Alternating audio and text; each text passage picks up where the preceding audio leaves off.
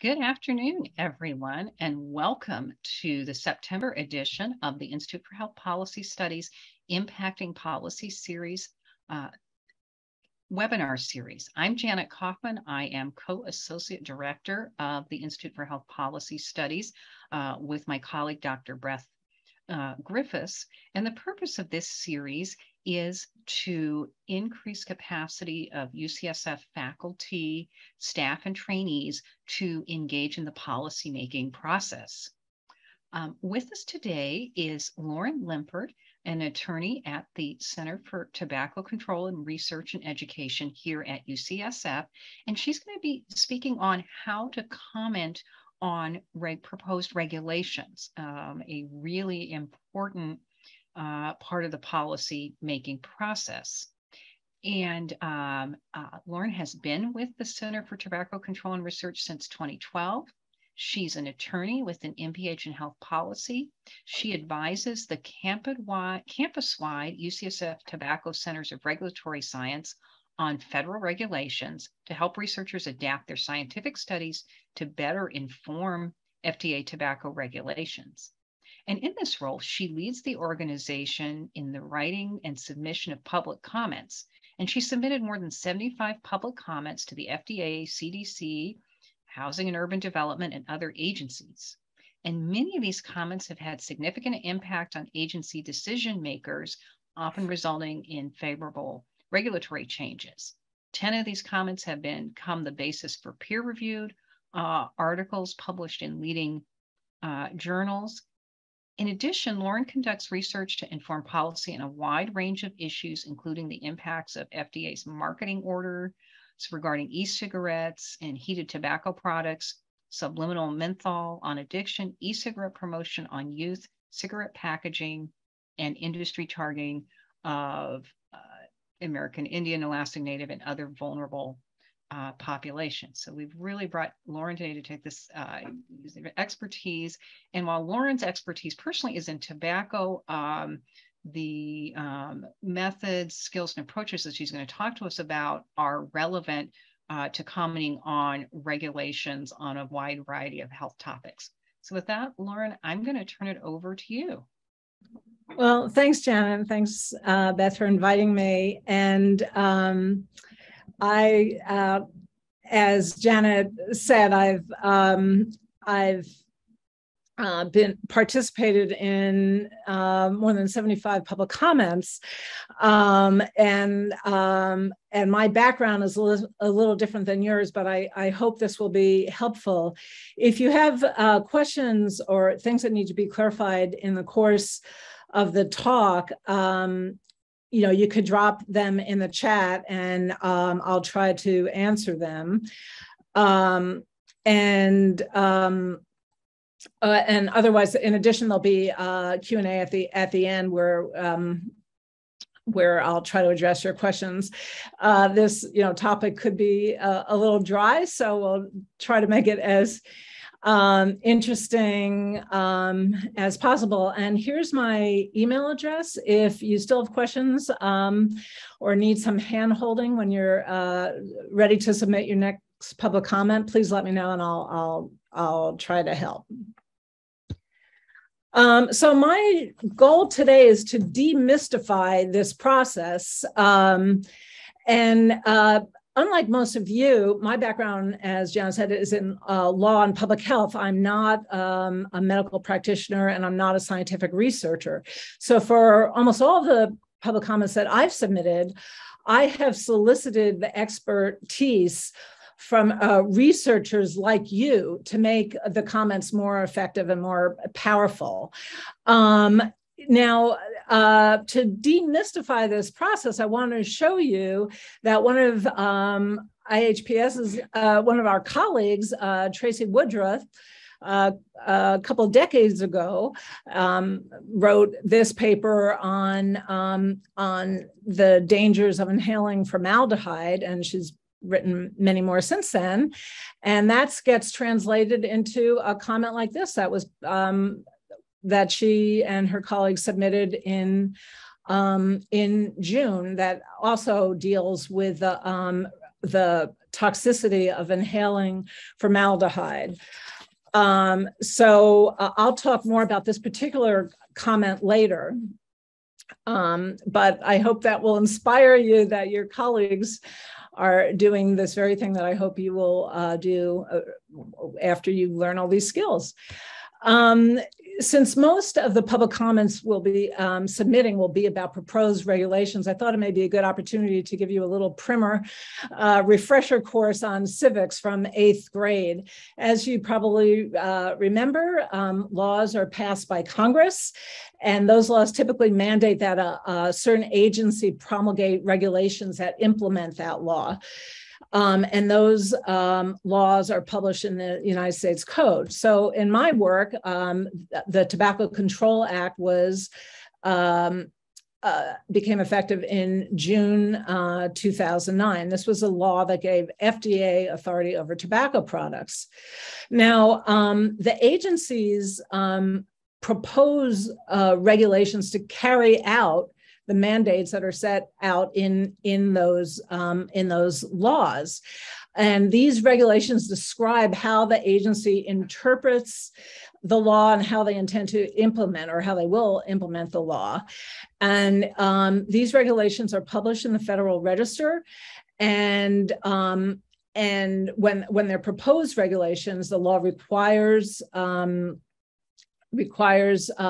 agency to invite public comment.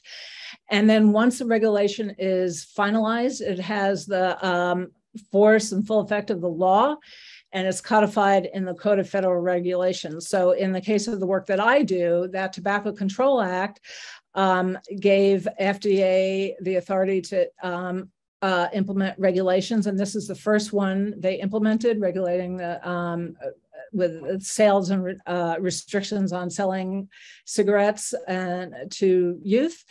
And there are many more that we're still, the FDA is still proposing, we're still commenting on. So this whole process is known as a notice and comment rulemaking process. And so, as I said, after the agency proposes a new regulation or suggests making a change to an existing one, it's published in the Federal Register, and then there's a public comment period required by law. It's typically 60 days, sometimes it's shorter, sometimes it's extended and it's longer.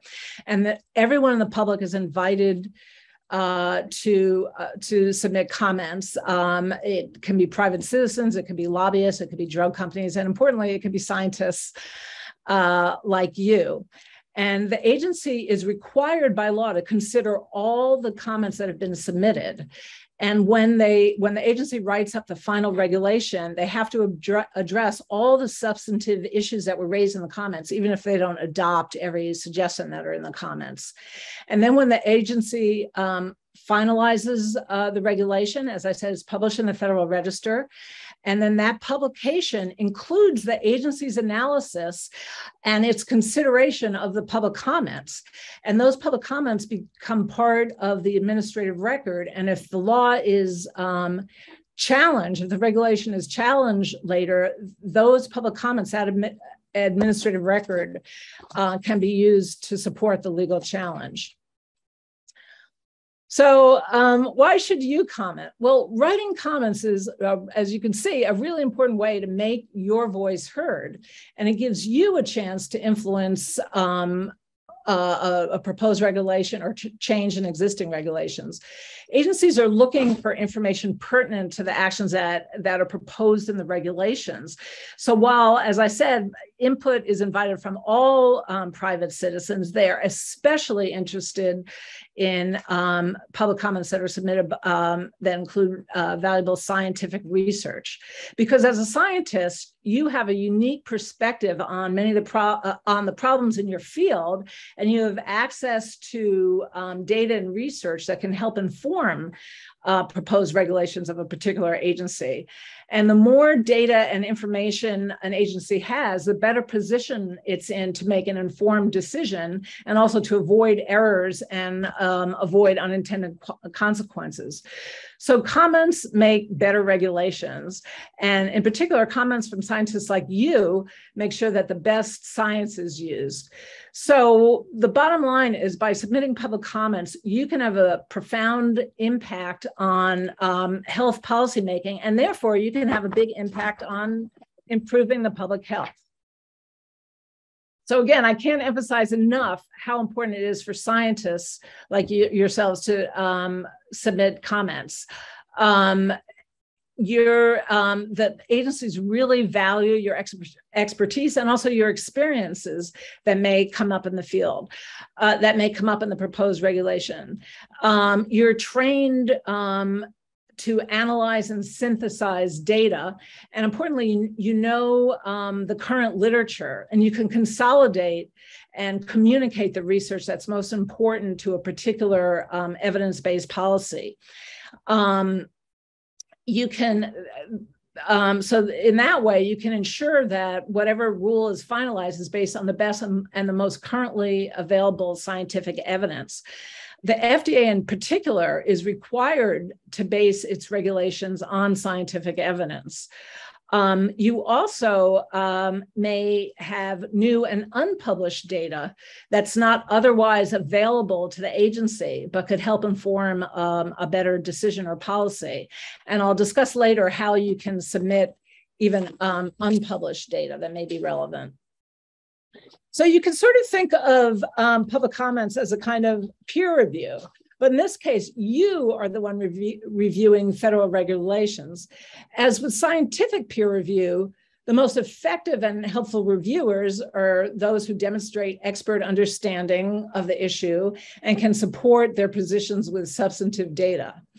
But please keep in mind that public comments are not, in fact, peer reviewed. So while they should contain substantive data and evidence and are most effective if they include references to data and literature, they're just don't need to be as rigorous as the kind of paper that you would write that you intend to submit to a scientific journal for peer review.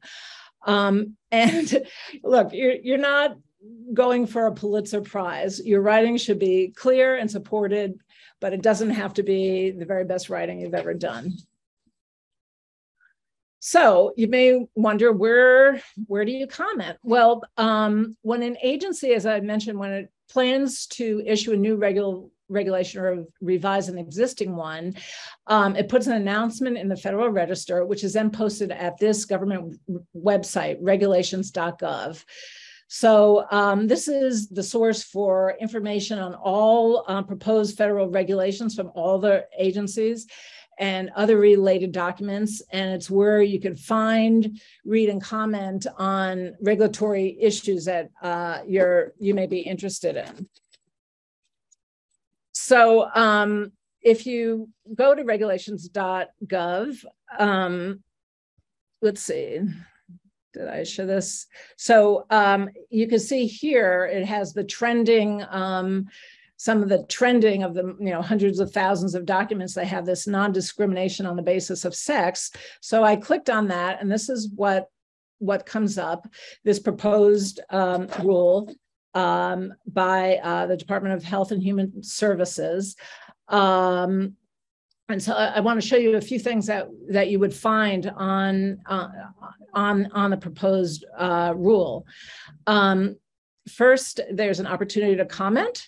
There's where you click, and we'll talk more about how you do that. There's other documents, related documents. This one has 330, and it shows comments that have already been submitted, which you can browse through. There's now more than 10,000 documents. This has a summary of the proposed rule here. This one is to regulations to implement the certain non-discrimination requirements that prohibit discrimination on the basis of sex in certain programs.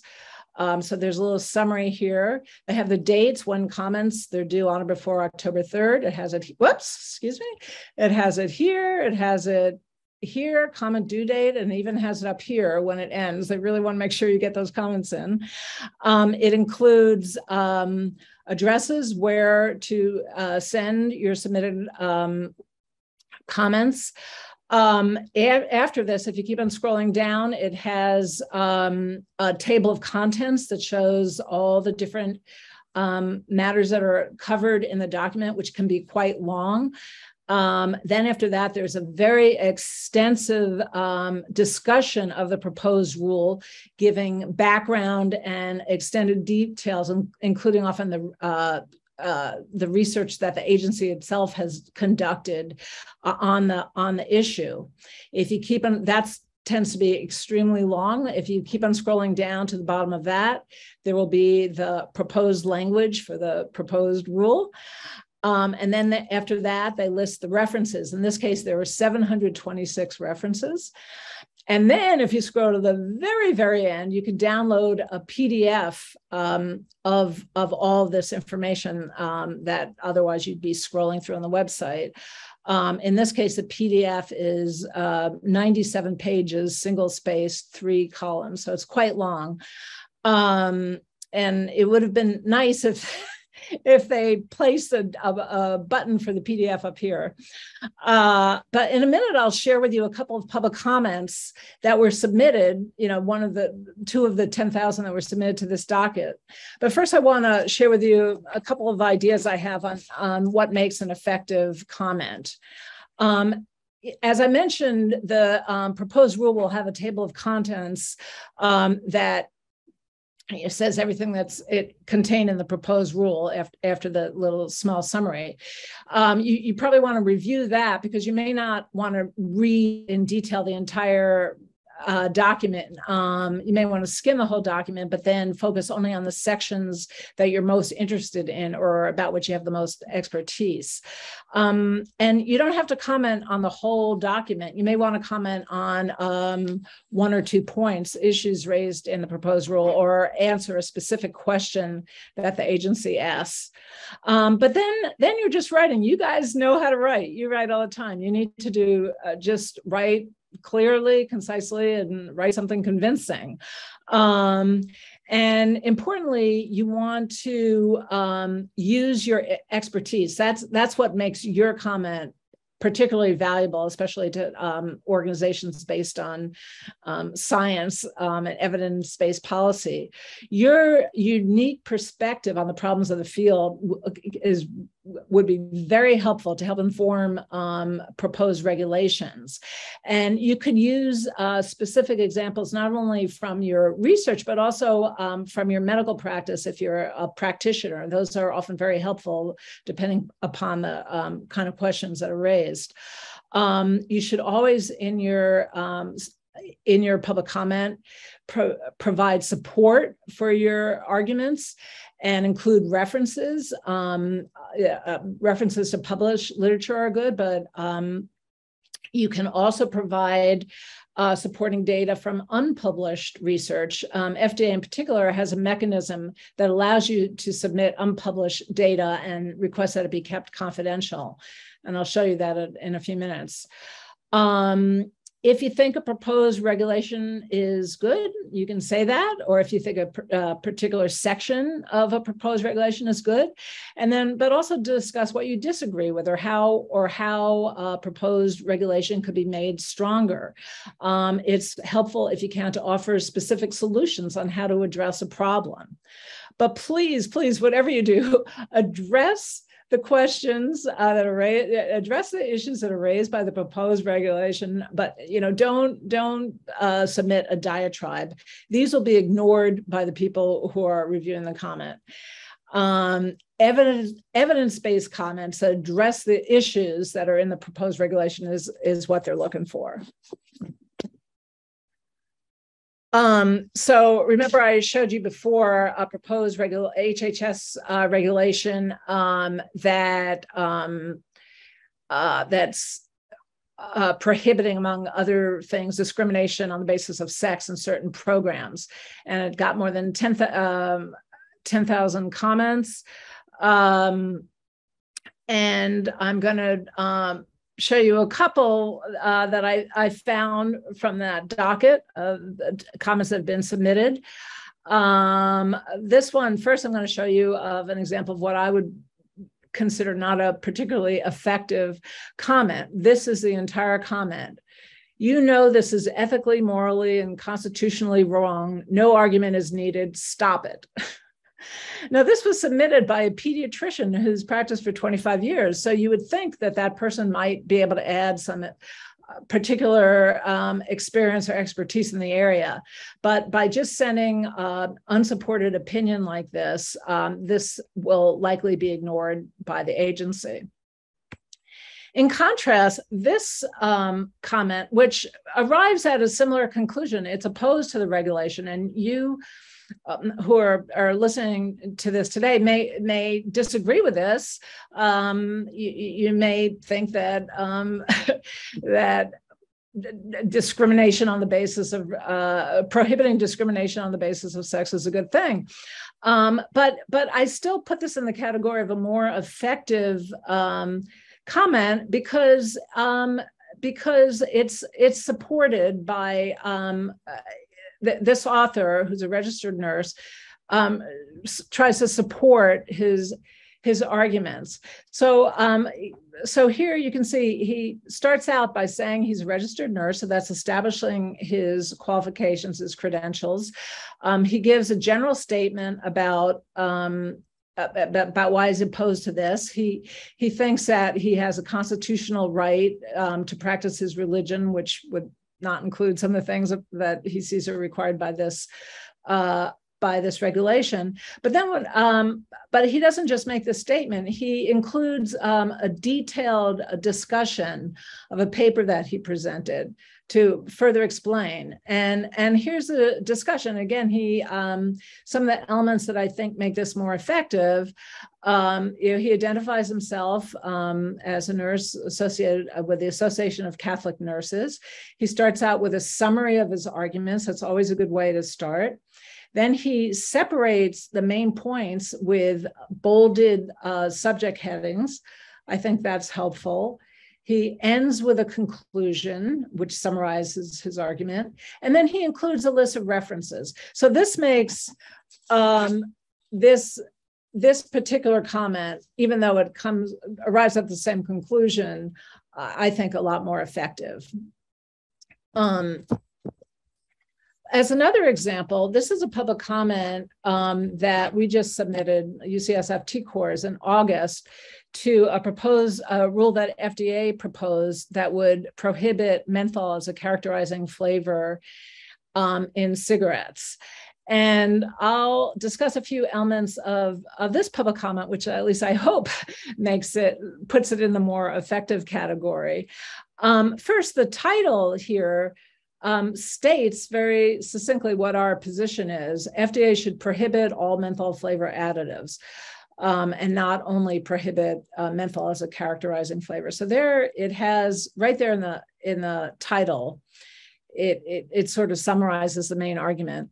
Next, we have the docket number, which is required for all regulations that you submit. And so you want to make sure you don't forget to put that there.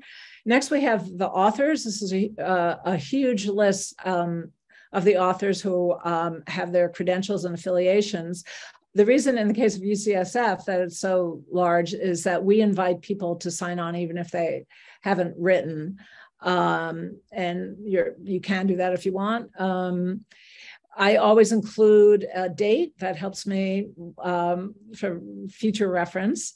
And then at the beginning, I start with a summary of the main arguments. In the first paragraph, I talk about why we support the proposed rule in general. It's a good idea to get rid of menthol in cigarettes. But in the second rule, I suggest ways where I think where we think the rule falls short, and then make a suggestion on what FDA can do to improve it. And the main point here is highlighted in bold and italics. In this case, in this docket, more than 175,000 comments were submitted. So when you do things like use bolding and italics of the main points, it just makes it easier for the reviewers to zero in on the most important points. Next, like the comment I showed you, we have the more detailed discussion of the main points that I brought up in the summary. I have also divided in sections with headings that are bolded and stand independently, and then I support statements that we argue with references, and they're cited as footnotes at the bottom here. And then finally, this goes through for a few more pages with more points. And then finally, I always end with a conclusion, which again summarizes the main points. And then at the very, very end here, I highlight what it is we want FDA to do. We urge FDA to strengthen the proposed rule in this way. And again, that's in bold and italicized, just to really make it easy for the reviewers to see that and to emphasize what we want. This is another public comment we submitted. If it looks visually like the other one, that's because I hate reinventing the wheel and facing a blank white page. It's always easier for me if I start with the same format, at least I could get going. And in this case, this was a comment we submitted that talked about an application by Philip Morris asking FDA to authorize its IQOS heated tobacco product to be sold with claims that it exposes, it's less harmful. It's called a modified risk claim. And again, we submitted many comments to this about this application, but this one zeroes in on one point that has to do with the appeal of this product to adolescents, and the fact that Philip Morris, who submitted the application in 2018, submitted some published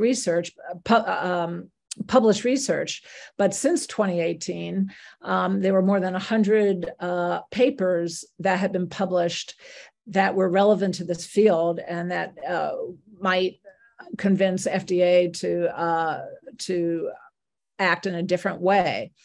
So, so here, what we did, since is we collected all the 100 published papers.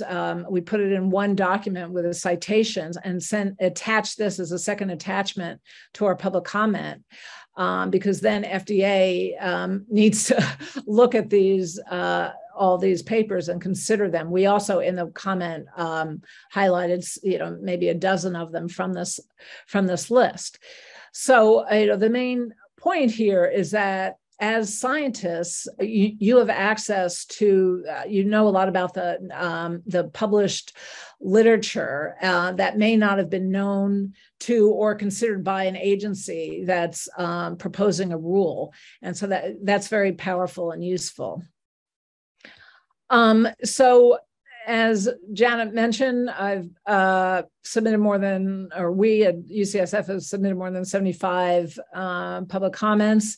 And if it's helpful, here's a link to all the public comments that we've submitted, and you can see different ways we handle different issues. Everyone doesn't look like the two that I just showed you, and we invite you to borrow from them liberally, and by borrow I mean you could cut and paste, and that will be fine. Well, published literature, published papers, citing to published papers is always desirable. I've mentioned a couple of times that it may be appropriate in some cases to submit research or data that you're familiar with, and maybe from your own lab, something you're working on right now that has not yet been published, but that is particularly relevant to a regulation that's coming up right now. The FDA at least, and this may be true for other organizations, but the FDA has a mechanism by which you can submit your unpublished data and they will keep it confidential. This is an example of a proposed rule that's available for public comment now. And if you go down to this written page submissions, it has this section where it says confidential submissions, and it tells you how details of how to submit a public comment that you want to be kept confidential, and it tells you exactly how to do it. Unfortunately, these you have to submit in writing. You have to a paper version. You can't submit them online because you have to have a cover page that says this has to be kept confidential and things like that. And it has the detailed instructions, but that could be a very valuable thing that you could do in appropriate situations. So you'll be happy to know, if you don't know it already, that we at UCSF TCORS and the Center for Tobacco Products are not the only people who are submitting public comments. In fact, your colleague Tracy Woodruff has submitted many public comments through the Program on Reproductive Health and the Environment, and all these comments are posted on their website. And here is the web address if you want to look at these. And in fact, that public comment that I showed you at the very beginning is this one right here: draft toxicological review of formaldehyde. And the way I learned about this actually was because I was looking at a website called the Public Comment Project, seeing if there were more tips I could find to share with you about how to write effective public comments. And these were cited as exemplary, was the word they used, structure and comment from scientists. So I thought this is worth a look. So I want to share with you some of the excellent features that this comment has, the one that I briefly showed you at the beginning of the talk. So first of all, it includes the docket number, which I mentioned is very important. In these initial paragraphs, it has a summary of the main points of the of their public comment, with many references cited here. And then this is quite clear, but even to make it more clear, here they say our comments address the following 4 points, following main issues: 1, 2, 3, 4. Numbered, bolded, very clear, simple. You know what it's all about. And then they identify all the authors and their credentials, which is very important, especially when you have particular expertise, to point that out. And then they go on to give in their detailed comments the same thing. They separate the different areas with bolded subject headings that make it easy to follow. And again, they reference, they have cites to published literature and references, which just makes it altogether a very strong comment. So I invite you to look at that website and see there's several others that are really excellent that are posted. And if you haven't gotten enough tips on how to write effective comments, regulations.gov has their own tips for submitting effective comments. Of course, this is carefully hidden in their website, but I found it, and here's a link that you could get there quickly. I think I covered most of these in what I've talked about already, but just to highlight a few that I thought were important. As I said, you don't have to comment on every issue that's raised in a proposed rule. You can comment on just the ones that you're the most interested in, or the ones that you have the most expertise in. Requests for public comments often include specific questions. I say, in particular, we want to know if this pill should be colored white or purple. And questions that they're actively looking for more information. So it's really, while the agency will accept comments on any part of it, they're really interested in those questions. So what I generally do is after I've downloaded the PDF and skim through it, I will do a search for specific questions. I'll enter the search term question or comment, and I'll find the specific questions. I've mentioned, of course, how important your expertise is, and it's good to identify those credentials because they will notice that. As I've been saying, they're really looking for sound science. You guys, more than anybody, know what the good science is, and so you really want to support your comments with solid data research and studies. Also, you may not be aware that all the agencies are especially interested in comments on the economic impacts of proposed rules. And that's because agencies are required by law to conduct a cost-benefit analysis of every proposed rule. So that's very helpful if your specialty is in health economics or economics in general. That could be very helpful. And finally, regs.gov recommends that if you are attaching more than one attachment, not just the comment itself, but maybe some other attachments, as I did with the list of published research. You may also want to attach maybe a poster that you presented or other data tables. They ask to number them and title them as I show right here. You may want to know, now that you're excited to write public comments, how to find opportunities to comment.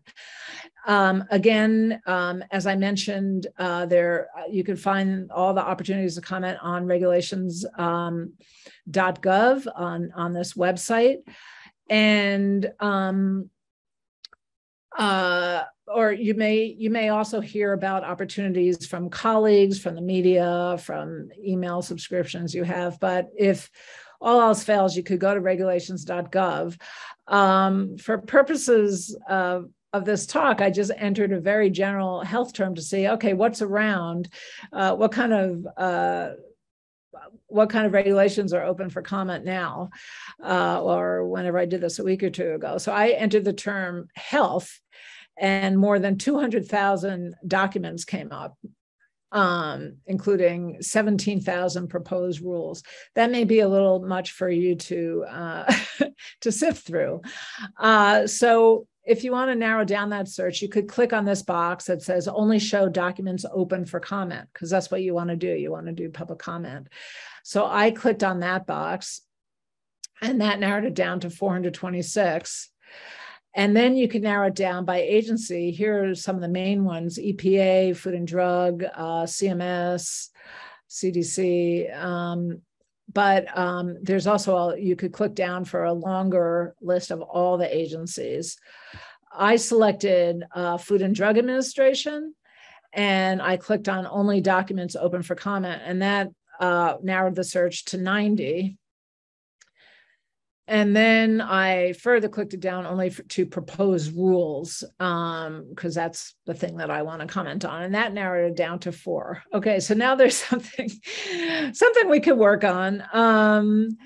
And here are the 4 that I found.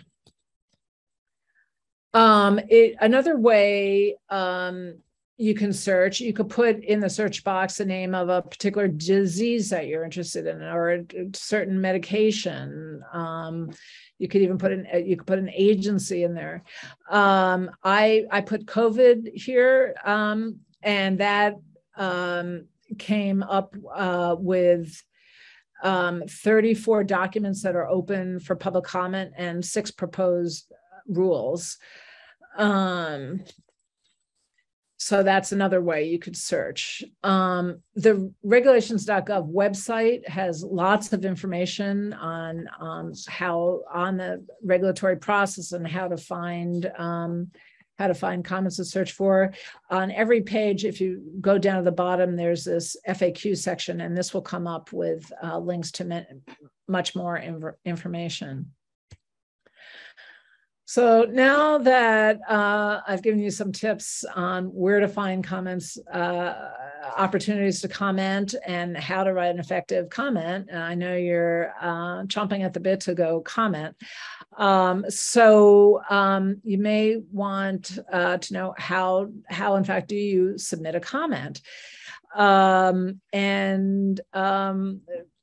Even though you guys do a lot more difficult and challenging things in your day, this can be this is daunting to a lot of people. So I'll just walk you through it. So if I clicked on one of the comments that were one of the regular proposed rules that was open for public comment. This has to do with the National Drug Code format. So just to show you a few things on this page, it shows if this is what you want to comment, you already have read through the summary and you know this is what you want to comment. You can check down here and see the due date is November 22nd, so you still have plenty of time, 74 days it says. So you click here on comment. If you want to see what other people have commented, there's only 6, so you could read through what other people did, but or read other documents, but you're all ready to go. You click on comment. When you do that, you're going to be faced with this page. So I'll walk you through how you fill out these boxes. So first here you start typing your comment. I usually summarize the main point of my comment. I'll often cut and paste the title of my comment if it has enough information on that, or maybe the introductory paragraph, or that summarizes the main points, and maybe the conclusion. But at the end, I always add, please see attached comment from UCSF TCORS, or you could say, please see attached comment from Drs. Joan and Smith. Then in this next box, where it says, what is your comment about? They're actually not asking what your comment is about. They're asking about what category of commenter you are. And so if you click here you get a drop-down menu.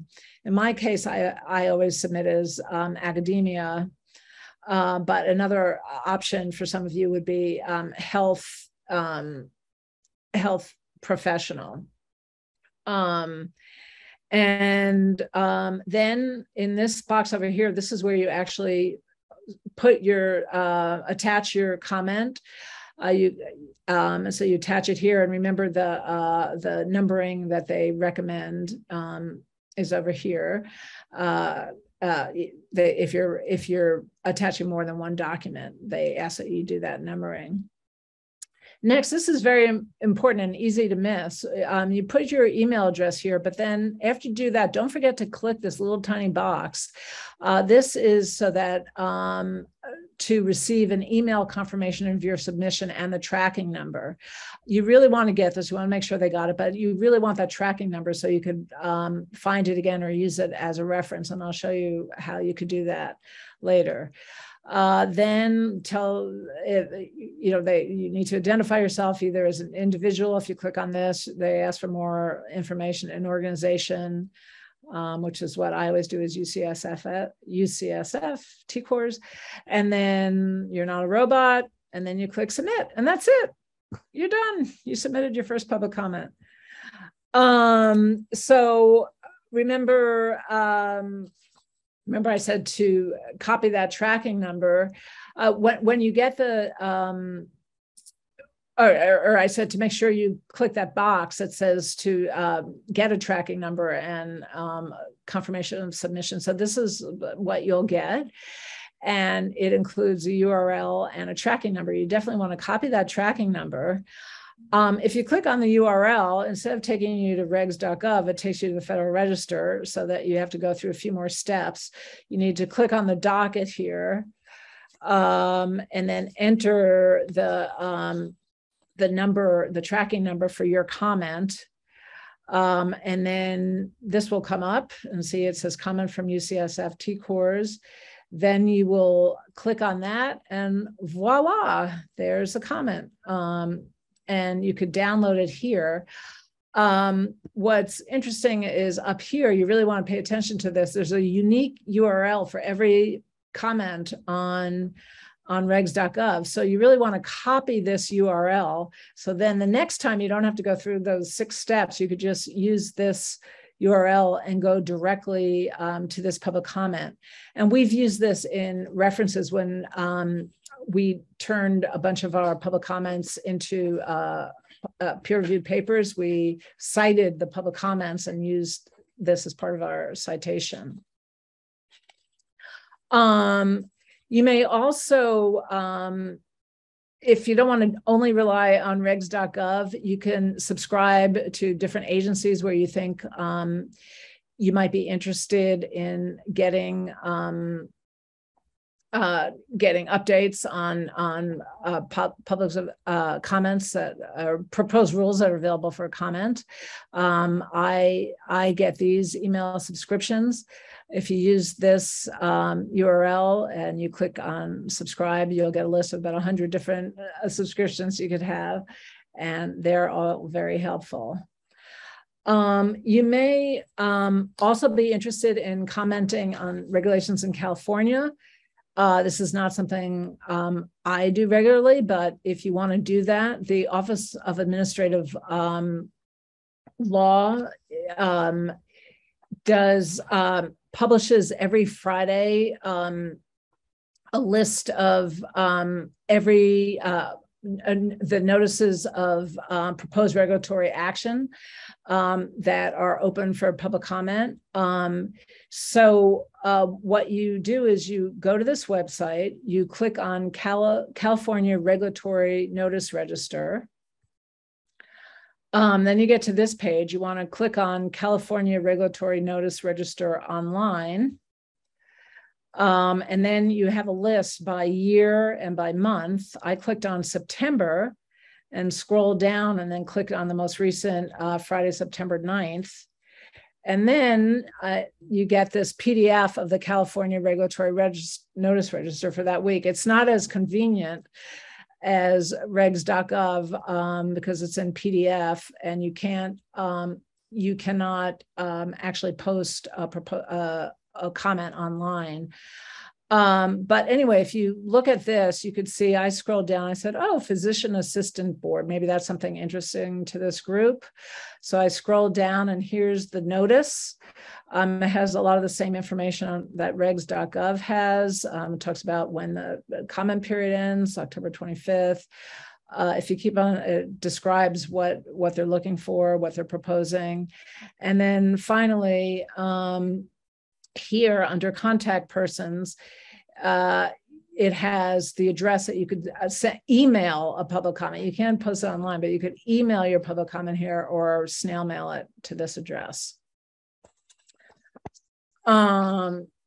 So now you have all the tools you need. You know how to make an effective public comment. I hope you go out there and comment, submit public comments. As I said, the skills and experience you have are critically important to help inform better evidence-based policies, especially ones that have to do with health. And please don't get bogged down or worry about how to write the perfect comment. You know how to write. You do this every day. You're good at it. This is much easier since it's not subject to peer review. But submitting public comments is a great opportunity to get your research off of the shelf, the journal that it's sitting in on a shelf, and let it have real impact to influence policies and regulations and to improve public health. And finally, if you get stuck in the process, maybe I can help. You're welcome to email me and I'll try to unstick you. So thanks for listening, and I will take any comments, questions if you have any. Would it be best if I stop sharing my screen, or? Yes, I think, Noreen, if you're going to stop sharing your screen and Okay. then I've got the questions in the chat. I'm going to go a little out of order because one of them is really just a clarifying question, and it had to do with whether regulations.gov is for state as well as federal or just federal. And I believe the answer is regulations.gov is just federal, and what you showed us from the Office of Administrative Law Exactly. is California. And then I'm guessing other states have something like what the Office of Administrative Law has. I assume, since I work almost exclusively with federal regulations, I'm not as familiar with that, but I did, look into how to do it in California, which frankly is even more complicated than federal. But if anyone is interested, I'll be happy to help figure it out. Mm-hmm. And as a reminder to our audience, if you have questions, please put them in the question and answer forum, because this is a webinar. We're using Q&A forum, not chat. But another comment. So one of the folks in our audience is a health regulator from Brazil, who I believe is here at the Tobacco Center. That must be Andre. Hi, Andre. Yes, that is Andre. And Andre writes, I'd like to add a comment. Public comments are not only important in the USA. Historically, UCSF usually contributes to tobacco regulation in Brazil. So consider submitting comments to other countries. So Lauren, if you have a... that's interesting. Well, thanks, Andre. And Andre has shared with me how our public comments have actually helped a lot of the regulatory work that he has done in Brazil. I will send it to IHPS to post. They're going to post some sample public comments I was considering, but didn't do it, but now I will. I have a public comment that we submitted to Canada, Health Canada, because they were dealing with very similar issues that we were dealing with. So I'll ask Beth to post that one as well. And so you could see that we in fact have done that. And thank you. That's a good suggestion, Andre. And so just to follow up on that other countries are generally receptive to international comments. Are you asking me, Eric? Yeah, I guess I'm asking you. Just your well, experience. It sounds like what Andre told me that they are. I know Canada reach out to us and ask us in particular to do it. I think, especially if on these issues, if it's people who are working on these issues that you're interested in, they may well reach out to you and try to get, especially, notwithstanding some of the blunders with COVID, the U.S. at least used to be considered, the forefront of good health policy making, and so I think they're quite interested. And in any event, your work is, your science doesn't have geographic boundaries. It applies whatever country you're in.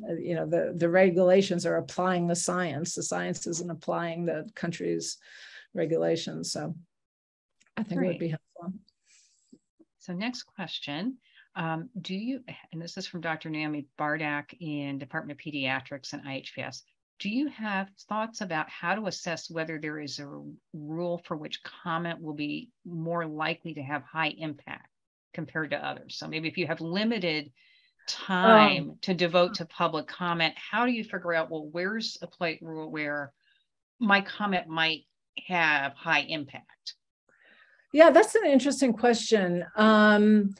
Well, first of all, if it's something that scientists typically are not commenting on, then yours will stand out because it'll be one of a handful of comments from a knowledgeable scientist. But I think I think if it's an issue that you're interested in or you're passionate about, that should be the starting point. What do you really care about, or what is your research focused on, and go from there. I do think it's very important, and that's why I'm talking to you today, to to use this process and to use your skills and expertise. But I wouldn't just go out looking for things to comment just for the fun of it. I would, if there's, I think I would start with what your passion is. That's why, I was showing you,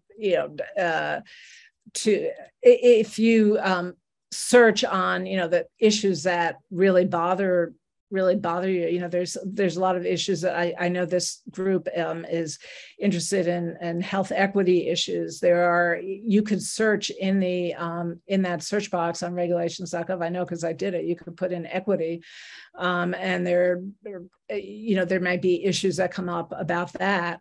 And I would say a lot of times some of those kinds of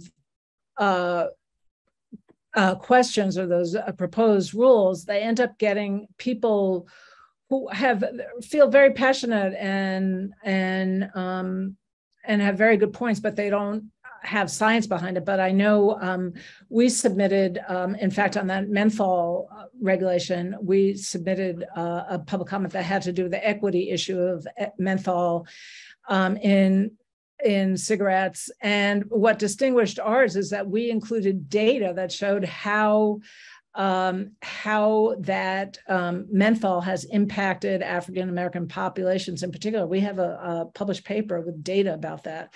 And I think that makes it even more powerful than just the argument that it's really not a nice thing to be to not have equitable health rules.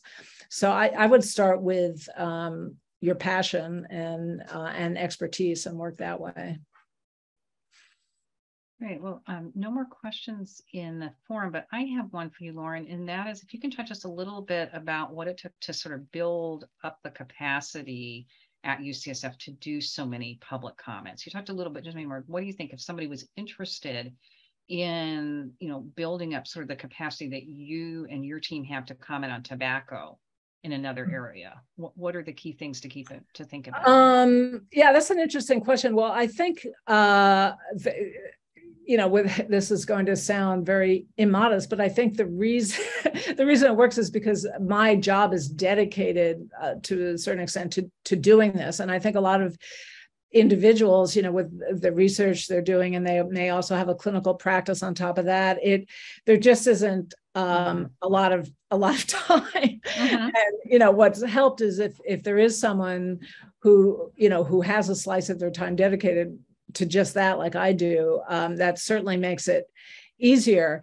That said, I think, I mentioned a few times, and regs.gov mentions it too, that you don't have to comment on every single issue and every single proposal.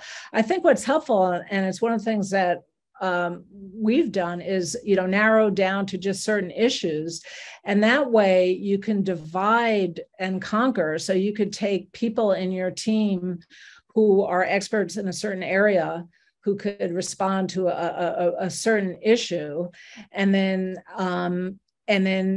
experts in a different area respond to a different issue, and maybe perhaps to a different, even a different proposed rule. But that way, I think if you cut it into bite-sized pieces that people can have more time. What I've done, and if anyone is in a position that I'm in to lead it up, and maybe this is what you're asking, Janet, what I do is I usually send around we call it a Swiss cheese document. So I have we think, here's our public comment. I'll have an outline, and it will say, we support prohibiting menthol in cigarettes. However, you need to address, you need to prohibit it as an additive, and you need to address health equity issues. And then I will say, I'll have the first sentence, we want to prohibit it as an additive. Please add, 3 papers that say what's wrong with additives. And then I'll go to a scientist who I know who's working on additives. In this case, I went to Andre in Brazil and said, what's the law in Brazil? What are they doing?